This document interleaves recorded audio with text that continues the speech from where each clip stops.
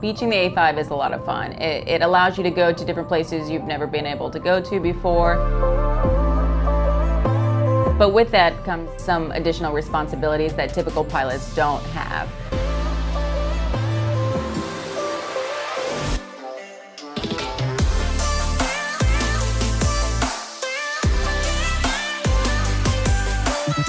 So we're about to approach the island that we want to beach at. So we're at 500 feet, nice, safe altitude.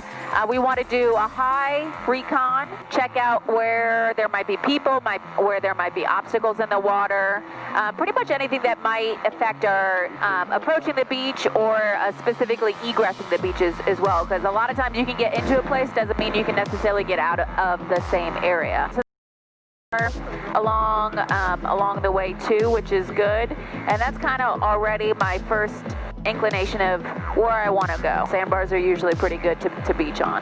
So we have an out to the east and we have an out to the west as I approach. So I'm essentially on my downwind now, and I'm going to turn around and I'm going to set up to land. So I'm beaching into the wind. Again, winds are pretty light, and then it'll give me a nice safe egress once I leave the beach as well. So setting up, I'm going power to 3,000. I'm currently at 300 feet. Gears up, flaps are down, water rudder is up. Now I'm going to make my turn towards my final approach. Everything looks good here. Nice calm conditions. So gears up, flaps down, water rudders up. I'm on my final approach. Landing in between the islands with plenty of room for an out on the water. And now I'm just going to kind of reduce the power a little bit, but what I want to do is stay on step. So I'm staying on step. About 25 to 30 knots is our ideal step taxi speed.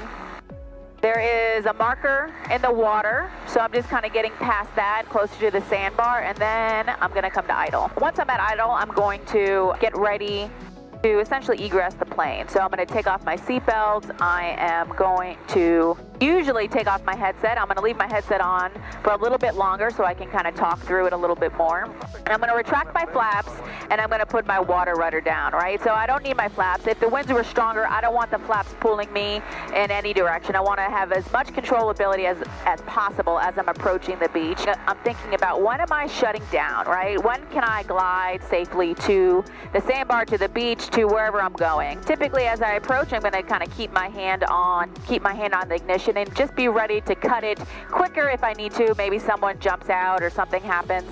I'm going to leave my headset on just a little bit longer as I approach the sandbar.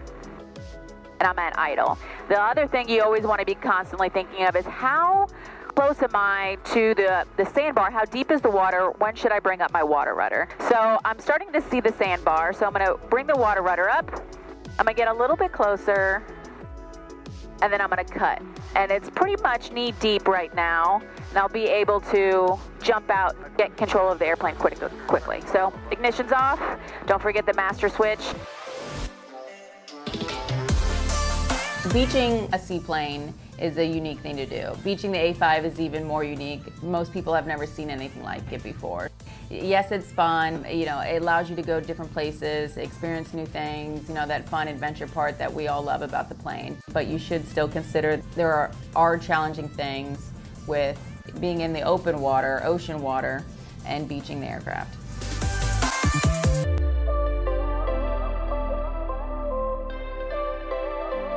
So we just left the beach, and what you notice is I waited to close the canopy, I waited to put my seatbelt on, I waited to put on my headset before I was clear of the people at the beach, I was clear of the boaters, everything directly in front of me was clear.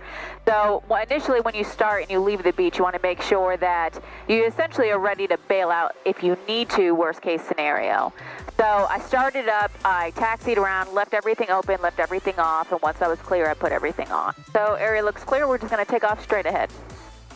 So gears up, flaps down, water rudders up. Trim is reset for the takeoff position. So we're good there. Left and right is clear. Here we go.